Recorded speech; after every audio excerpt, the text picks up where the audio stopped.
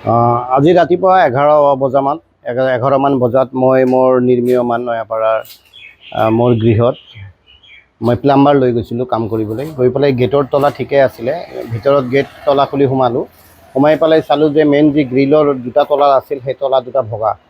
তাৰপিছত ক্ৰমান্বয়ে গৈ চালোঁ যে প্ৰতিটো যিমান মোৰ ইলেক্ট্ৰিফিকেশ্যন, গোটেই ইলেক্ট্ৰিফিকেশ্যনৰ কাম কনচিল আছিলে। গোটেই তাঁৰবোৰ দেখোঁ, চব তাঁৰবোৰ ছিগি লৈ গৈছে। তাৰপিছত এলুমিনিয়ামৰ যি পাৰ্টিশ্যন আছিল সেই পাৰ্টিশ্যনখিনি লৈ গৈছে। তাৰপিছত মই দুৱাৰত লগাবলৈ, মেইন ডোৰত লগাবলৈ গডৰেজৰ তলা আছিলে। তাৰপিছত যিমান টেপ আছিলে, পানীৰ টেপৰ কানেকশ্যনৰ যিবোৰ টেপ আছিলে, এইবোৰ গোটেইখিনি বস্তু ষ্টকত থকা বস্তুখিনি লৈ গৈছে। প্ৰায় 3.5 লাখমান টকাৰ বস্তু লৈ গৈছে আৰু গোটেই বহুত বস্তু নষ্ট কৰিছে। তেওঁলোকে ভাঙি চিঙি লৈ গৈছে আৰু ক্ষতি বেছি কৰিছে। যিখিনি বস্তু লৈ গৈছে তাতকৈ ক্ষতি বেছি কৰিছে। মোৰ বিশেষকৈ সন্দেহ হয় তেওঁলোকে যিখিনি তাঁৰ কাটি কুটি লৈ গৈছে এইখিনিতো বেলেগে তাঁৰ ইউজ কৰিব নোৱাৰিব। মোৰ সন্দেহ হয় যে আশে পাশে আমাৰ এই অঞ্চলত থকা যিবোৰ ভঙা চৰা বস্তু বিক্ৰী কৰে, কাৱাৰীৱালা, তেওঁলোকৰ তাতেই চাগে এইবোৰ তেওঁলোকে বিক্ৰী কৰিব পাৰে, মোৰ এটা ডাউট হয়। আৰু এটা কথা কওঁ যে অভয়াপুৰীত চোৰৰ টিঘিলনি বাঢ়িছে, উপদ্ৰৱ চোৰৰ বাঢ়িছে।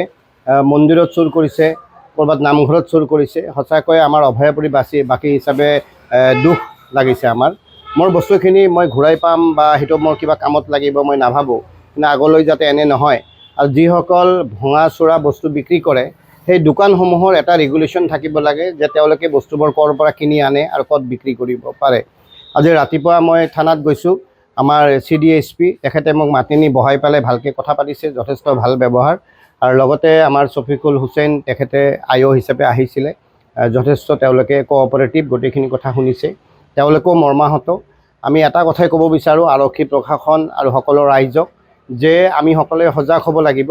আৰু এইবোৰ বিশেষকৈ মই ভাবোঁ মদাহী ড্ৰাগছ লোৱা ল'ৰা কিছুমান, আৰু এইবোৰ হৈছে এটা অৰ্গেনাইজ ক্ৰাইম।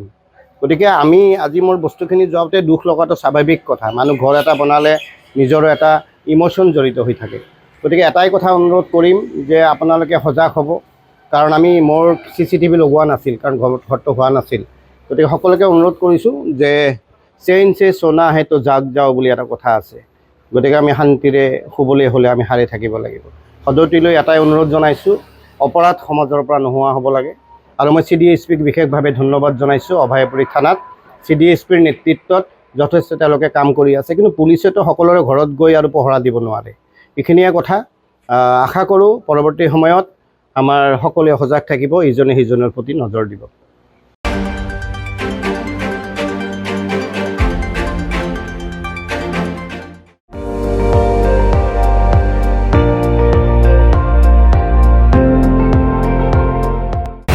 আপুনি চাই আছে ND24, সৰ্বশ্ৰেষ্ঠ নহয়, সৰ্বোত্তমৰ দৌৰত।